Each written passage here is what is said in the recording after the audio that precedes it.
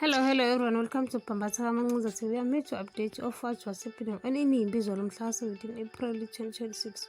Sikhumbule uLazarus wagcina ebambe uZoleka ukuthi bewazi naye ngokushona kukamama wakhe. Useyababuza uLazarus ukuthi uZoleka akasibonanga yini isidingo sokuthi amtshele ngalokho ayesekuzwile.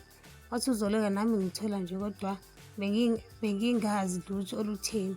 Wathi uLazarus kodwa wakhetha ukuvela uthule nje. Wathi nje uLazarus there is no way ukuthi unkosikazi wami wazi into enjengana lena kodwa vele akhethe ukusithulela.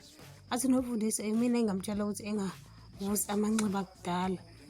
Lapho unonceba okukhala kuphela yena akukhulumeki. Waqhubeka nomfundisi wathi leyo nto into eyenzeka kudala mntanami. Athi uLazarus mina ngihlezi ngiduduzwa ngokwenzeka kubaba wakho kodwa wena ukhethe ukuthi uvele uthule. Lapho uZoleka useyakhala uyamtshela ukuthi ubelinde isikhathi esirayisi ebeseyamtshela.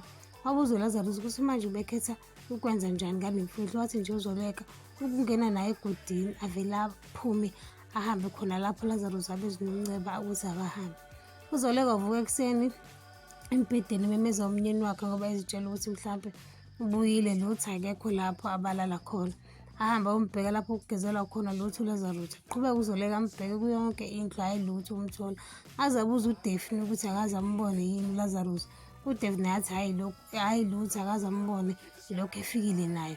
Ahamba ayekubavumile uZoleka ukuthi beyokwenza naye akazi. Avele afike amshaya ngesinye isimali bavumile kushuthi bemduduza.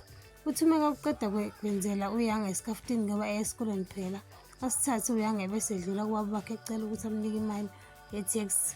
Avele nje uHlathi athi asoze emva kwalento oyenze izolo and futhi ngisanda kumnika imali. Lapho uThumeka usebuka kabi uHlathi. uThumeka noHlathi babanganento yokuthi if beqeda ukwenza i-divorce uYanga uzohlala nobani. Athi nje uThumeka ukwazi ukusithathela izinqumo wedwa nami ngisawuyena umama wakhe. Athi uHlathi exactly Thumeka asibone ngezenzo ukuthi ezomama. Athi nje uThumeka khuluma noma yini ufuna ukukhuluma ayikho inkinga Hlathi. Wathi uma nje ucabanga ukuthi akufanele komama. Athi uHlathi ngicabanga ukuthi usofte kakhulu. Athi uThumeka wena ucabanga ukuthi uYanga uzokhulelwa. Athi uHlathi yena nje uzibonela i-teenage elinayo abafana elingazi nokuthi lidume yiphi. Athi uThumeka izona zonke lezi zinto eziqeda umshado wethu Hlathi. Uhlezi uthola indlela yokungihlukumeza. Athi uHlathi wena nje uhlukumeza mina. uThumeka ufaka izinto zanga ku-wardrobe kube khona into eyiwayo. Abuze uHlathi ukuthi yini lena azame ukuyicosha. Umethi nhla ama-morning after. Ngiyayibamba lana ungakhohlwa ukucindezela notification bell usubscribe nomsho umbono wakho.